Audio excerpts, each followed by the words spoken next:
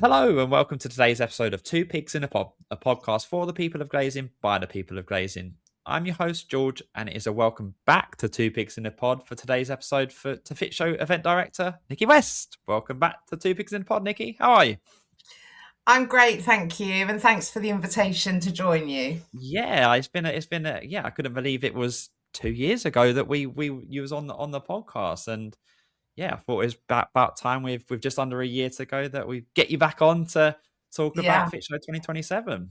doesn't time fly because we were Oh a no, year yeah, out from Fit Show 25 when we yeah, last that's right, met yeah. up and chatted. So this is ideal timing because we're just under a year away from Fit Show 2027.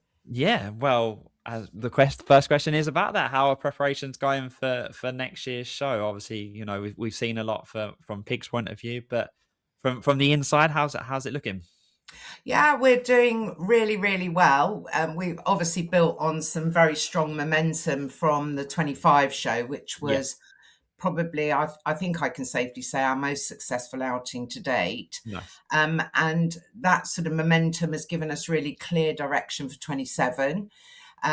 We've spent a lot of the last year gathering feedback from the all important parts of the Fit Show Yeah, mechanics. yeah, So, primarily installers and fabricators. So, talking to the people that really are the champions of the show, if you like, yeah. and basically working hard at building the show around what the industry has told us it needs. So it's an exciting time for us because the plans are shaping up with a lot of purpose. Nice. And what's the mood within the team? Is it a case of heads down and getting ready for the show, or excitement is kind of building up? I guess for the countdown is under a year now. So is it yeah, the excitement sort of building up of bringing it all together for next year? Yeah, absolutely. I think, I have to give a nod towards the sort of challenging and ever changing backdrop that we're dealing with as an Yeah, industry. But I think knowing that Fit Show will come at a vital time for the sector in May next year um, gives us focus. And I think the whole team are very positive, focused, and energetic. And yeah, a certain amount of excitement. I was out on the road yesterday nice. talking to one of our potential exhibitors. And, it is really exciting times for us. And we're very focused as a team on delivering the right return on investment for exhibitors, Yeah. but equally delivering what our audience need. Yeah. Do you still get that buzz of, like you said, you was out on the road Yeah. yesterday speaking to someone? Do you still feel, obviously you've done quite a few shows now, but do you still get that, to get someone over the line or to get someone, a new exhibitor or returning? Is it still the same sort of buzz that you got when you obviously when you first started? Do you know it is I'd say it's even more. Nice. I get, especially with some of the market leaders that you've Yeah. worked hard for over Yeah. maybe several editions of Fit Show, and when they acknowledge that they need to join the lineup, it's a real thrill, Yeah. and I then get really excited about how we're going to make it work for them, and coming up with different concepts is brilliant. Nice. And it was in the news in our one of our recent editions of the newsletter that you had a new international sales representative join the team for the show. What was the sort of the thinking behind that, and how will they play a part in this show and future editions? Well, it really came from an ambition of mine to widen Fit Show's reach beyond the Yeah, UK.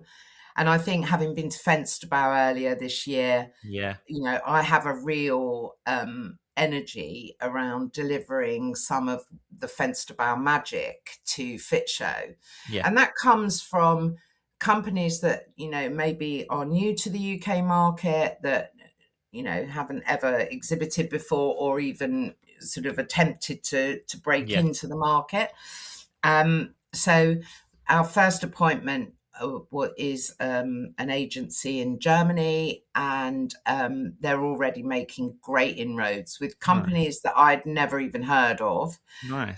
and alongside some of the better known brands. Yeah, But I think it's basically having um, if I put it this way, soldiers in the field who Yeah. speak the language and who understand the UK market. Yeah, so and I really want to go further with it. I want to find agents in Italy and Poland, Okay. particularly. So I still have ambitions to increase that side of it. And it's not just about 2027, it's about an acknowledgement that Fit Show needs to grow, it needs to deliver new. Yeah. And I believe we can only do that by increasing the reach and beyond the UK. So, yeah, it's Nice. exciting. Yeah, it does it. Yeah, definitely to branch out to new markets. I guess that, we just spoke about the buzz of speaking to people, but obviously if you're Yeah, speaking to people that you've never spoken to before, it's quite nice, to be quite refreshing and to go in there, with all options open of how they see the show and how you see them at the show. exactly. Exactly Yeah. right. Nice. And moving on to new stuff, the exhibitors seem to be, you know, promoting that they're at the show earlier than ever. And I think, it seems like a lot of exhibitors have gone out quite early for next year's show to say they're going to be at the show. Like, how does that feel for you that they're committing earlier than ever? And what does it tell you about the show itself? It basically tells me that we're doing the right job and that Yeah, we're, encouraging exhibitors to see the value of Fit Show beyond the 3 days at the show, yeah, and promoting earlier. I'm a massive advocate, as are the whole team, a massive advocate of brands being picked up and taken on the journey of Fit Show. yeah, And that starts from the minute they commit to the floor plan.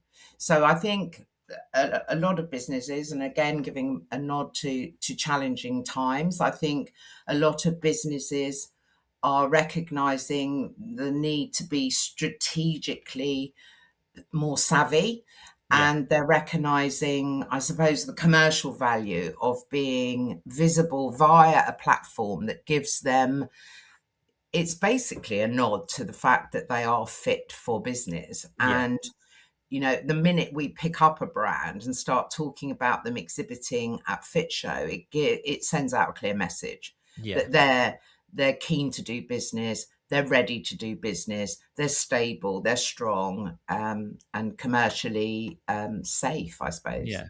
Nice. And do you think that helps you when they commit early and they're going publicly early, that actually, Fit Show can be quite, a good process, a good campaign of now, right up until the show where they're showcasing not only themselves and what they'll be doing, but it showcases the show, right? It helps you that to show, look at a company as committed, like another company, a competitor company maybe should be doing the same.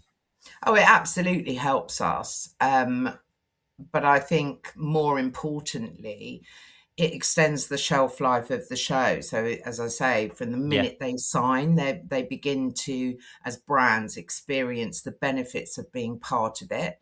And I think that is an incredibly important part. But also, it's about building the story. So, yeah, we need to start talking to our all important installers and fabricators about why they need to visit Fit Show. And that can't just be a couple of emails. It yeah, needs to be a story that's built over time, because we need to justify their visiting. yeah, It needs to be deliver real value to them, yeah, and you can't put all of that value into a couple of emails and a few ads. You have yeah, to really sort of drip feed the communication around what brands are planning to do. and yeah, and you've been in the sector long enough to know that, particularly on new product development, brands can tend to be quite secretive about what they're going to be launching, which presents its own challenges from our point of view. yeah, But even if you're hinting at new materials, new finishes, new product, as I say, it just builds a story that will entice the heroes of our show yeah. to come along and visit. Nice. And you mentioned a bit about the marketing, and it's a bit up and down with things out of our control. We've spoken about wars and things like that. We won't go into too political things, but what does that show you about the market itself? That the industry is struggling at some points, and some are struggling, but they're still committing to Fit Show early. Does that give you confidence? Obviously, you're speaking to the industry as a whole regularly. Does that give you confidence about the market itself? Yes, but yes, it does. It gives me confidence, but I also absolutely know that above everything else, this sector is so incredibly resilient. Yeah, And I have never known a sector who do a better job of marketing their way out of struggles. yeah, And, the energy, enthusiasm is all part of it, and committing to Fit Show, but not just committing by signing for a stand space, but really immersing themselves in the possibilities that Fit Show opens for them. Yes, it does give me confidence. And I'm pleased, really pleased, that having been working in this sector since 2011, when, nice. planning the launch of Fit Show, Yeah, I think that emotional support of Fit Show, the passion around it, and the light that it brings has not dimmed, and yeah. it's fantastic. And I think that's a reflection on the importance placed on face to face connection and conversations. Yeah, well, that's what I was going to say. Why do you think, like you said, 2011 was when you first started with Fit Show? Why do you think we're 15 years later that companies are still using Fit Show as the primary place to be? Why do you think that is still? You're seeing it from the inside looking out, but why do you think that the companies are still committing more than ever to, you say, like you said, you had the best show in 2025 that you've ever had? Why do you think that's the case?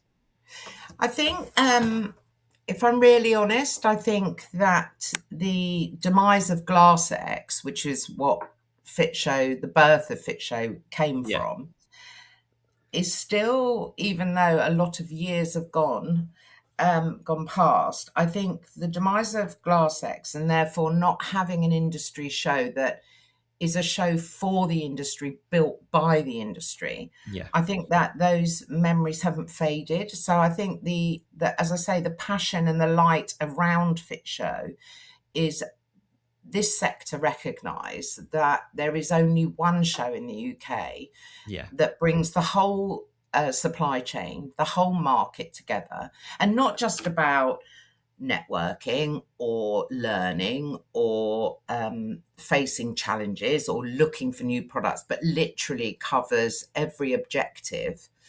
And I think 2025 was a great example of how this industry have got pride mm, in Fit Show. They're proud yeah, of it, and quite deservedly so, because they put a huge amount of investment, time, passion, commitment, you name it, into helping us build it. This isn't our show. This is the yeah, industry show, and I yeah, and I think that passion is still alive. And when challenging times come, you look back after COVID, and how relieved everybody was to get yeah, back under one roof yeah, and celebrate our sector, which is an amazing sector. Yeah, so I think it's a combination of a number of reasons. yeah. And do you think one of those reasons is, we spoke off air, and you said if you cut you in half, you bleed fenestration, you bleed glazing. Do you feel like people know that, that you you're fully engrossed into our sector? You're one of us. Do you feel like that helps, that you and the team are genuinely, you're not just doing it from an exhibition point of view, but you're actually doing it from a glazing, a fenestration point of view? Yes, I do think it helps. And in fact, I'm going to say go further. I think it's essential because Yeah, actually, I don't think any exhibition company trying to launch a version of Fit Show would manage to do it, because you have to be absolutely immersed in this sector. You have to yeah, be passionate about it. definitely. And if you haven't got that, you're not going to succeed. So, yes, I think me and the team, every single person on this team, Rick, Jess, we've got a new salesperson, Ella, who comes from exhibitions, but she's already got the Yeah. fit bug and Yeah. loves the sector already within a Yeah. month of joining us. So I think it's an essential ingredient rather than the reason. Nice, nice. And obviously, there's a lot to be announced in the run up to the show, but is there any developments that you can talk about that maybe are already out there, or potentially, new that you're about to release, that people will be able to see at the show, that you've built on from 2025? Yeah, I think we've listened basically, and some of the positive. I mean, it's positive criticism. It's not moaning. It's Yeah. it's criticism. It's constructive criticism. I think that we recognise that there needs to be stronger features that help people. Not just features for feature's sake, which a lot of exhibition organisers tend to throw in a feature as a Yeah. sort of pay lip service to it. There needs to be a lot more delivered by us through the learning program, through content, through features, so that it delivers what our audience are telling us they need. Yeah. And even down to some of the more, what would seem quite minor detail. Um, one of the issues that visitors told us about was that they felt that the navigating their way around the show was difficult. Okay. So we are, first of all, Glass Times have kindly agreed to publish a show guide. So it will be a Yeah. physical show guide, which we haven't had at Fit Show since, I'm going to say, I think 2016. Wow. Um, so we'll have a physical show guide, which will help people really plan their visit, Yeah. to when they're there, to look around at what's new, what features they need, what learning programs they need to attend. So that's going to be really massively helpful. Better signposting, better. And also, what we're trying to do with some of the sort of brand leaders is develop partnerships with them, so that instead of just being an exhibitor, Yeah. they are allowing us to promote clear reasons for visitors to come along. Okay. Um, so we're looking for partners in all the various materials, including timber. Yeah. We're looking for partnerships in innovation, in smart technology. So basically, it's addressing the shortfalls, if you like, or what people identified wasn't Yeah. there in 25 that they want to see in 27, and it's delivering on those promises. So Nice. there will be a lot of announcements. I mean, at the moment, George, to be really honest, our complete drivers are around filling the floor plan Yeah, of course. with the right brands, not just Yeah. filling the floor plan, but filling the floor plan with the right brands, which in itself, as you mentioned earlier when we were talking, you get one brand and then their competitors start looking Yeah. at Fit FOMO. Show in a different light. So, yeah, we're filling the floor plan and then building on that with these partnerships that we're creating with some of the brands I can't tell you about at the moment, but creating partnerships with brands that really give, I want to have partnerships, for instance, that deliver an installer destination. Okay. I want a fabricator destination at Fit Yeah. Show. So not only addressing all the different product areas, glass is a massively important one that we're Yeah. building on, but not only developing champions, if you like, in all the product areas and materials, but also delivering destinations for our very, very important visitors. And, along with installers and fabricators, I want to see destinations for house builders. I want to see trails for people that want to come and see a certain element of the sector, to be Nice. able to find it easily, to Yeah. know where to go. So, yeah. Nice. And Yeah, obviously you say, well, you're in the phase of building the show at the moment, but are there kind of themes or topics that you want for maybe the seminars that you're thinking that we're going to need that here? We're going to need that at the show next year, even at this early stage. Is there sort of examples that you could give of, yeah, real things that are going to be definitely there next year that people can go, oh, like, that's what I want to go and see is that. Yeah, I think a lot of the seminar program will need to lean into regulations because Yeah, there's obviously been some huge changes. And I yeah, think that they in themselves are creating challenges. And alongside that, you've got sustainability, innovation, very importantly, business growth, because all our attendees are looking at ways that they can grow their business. yeah. So it'll be around best practice, technical know-how.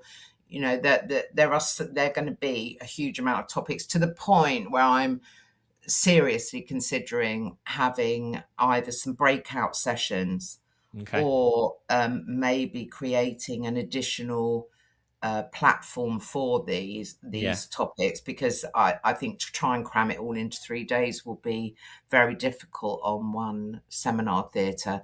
But everything covering from market trends, as I say, regulations, Yeah.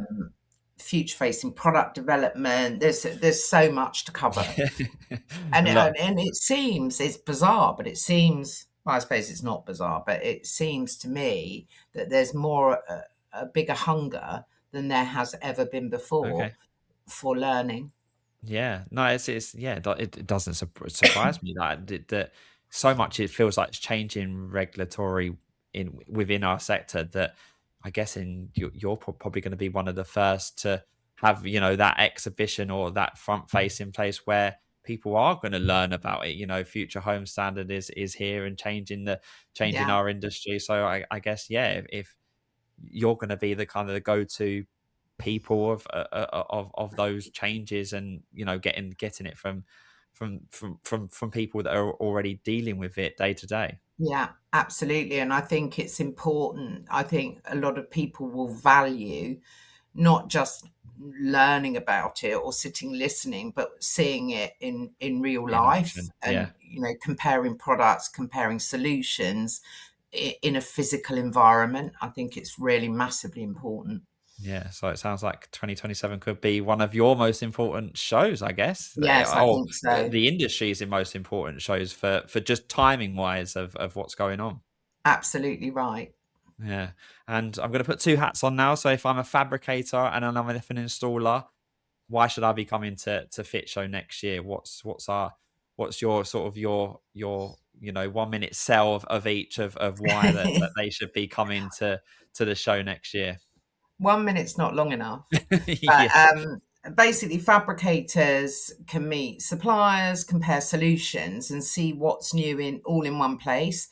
I mean, we've got some great machinery brands, yeah, but equally some software solutions. You name it, we've got it there yeah, under one roof, and it's time saving and it's business growth. So that's why a fabricator should come. It's much more than just meeting the suppliers, because there's obviously all the networking opportunities and seeing, as I was saying, about regulations and all the changes in the sector at the moment. I think being there and physically seeing it demonstrated is massively important.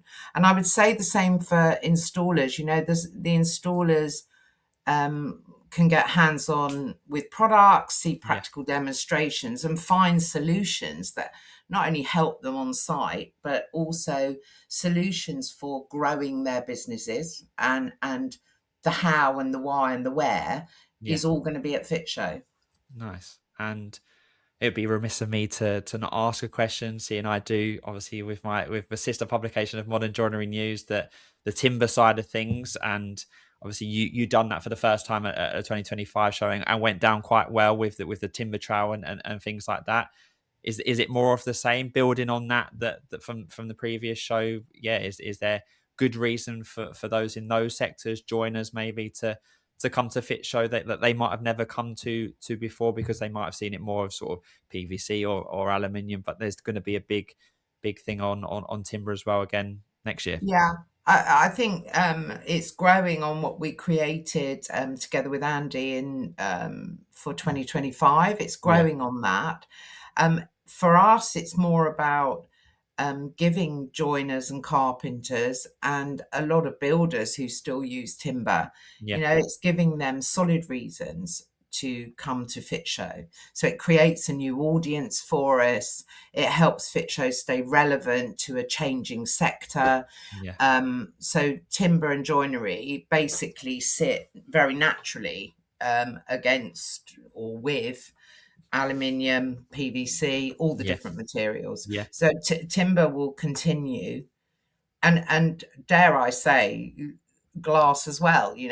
Which yes, seems strange because of course Fit Show has glass, but I think 27 will see the biggest representation of glass that we've had for some time, nice, with glass machinery and processing. So I'm really excited about that. But timber is a vital part of the sector, particularly linked, obviously, to sustainability. yeah, And I think it offers companies in that field to do a bit of myth busting around yeah, the difficulties in installation, yeah, around the expense of the material, about the finishes that are now available. So, yeah, it's part of Fit Show. It needs to be a bigger part of Fit Show. But I look back to, and obviously I've got the benefit of having been with Fit Show a long time. I haven't forgotten the days when Fit Show was purely a PVC show. And in yeah, fact, it only really sort of grew into aluminium in 2017 when we moved to the NEC. And, we now get criticised that we don't have enough PVC. So there's the irony in that. But, and one day I hope that timber will be equally represented, and it's my job to make sure it is. Nice. And I'll ask you a question before going back to one, but you just mentioned about, starting off with just PVC and building it into aluminium and now timber. And surely it makes you feel quite proud of where, I'm going to ask you about the challenges and rewarding moments from Fit Show, but surely that is a big rewarding moment that you've built the show from one material mainly to at least three. It's and obviously with the glass as well. That's quite impressive and a rewarding thing to look back on. Thank you. I mean, I would love to take all the credit, but I can't.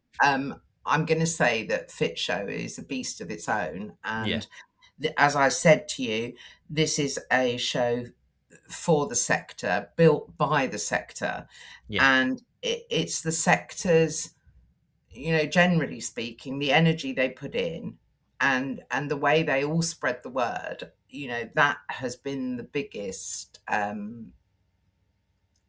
I can't take all the credit, basically. yeah. I think Fit has got an energy of its own, and I think this sector does a brilliant job of promoting its show.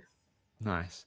And if we sat here before the 2025 show. If we sitting here in another couple of years' time, looking at the 2029 show, is what will a successful show for you for this for next year look like from you? I know obviously you won't go into too much details, but just from a personal point of view, how does it look? How does a successful show look for you?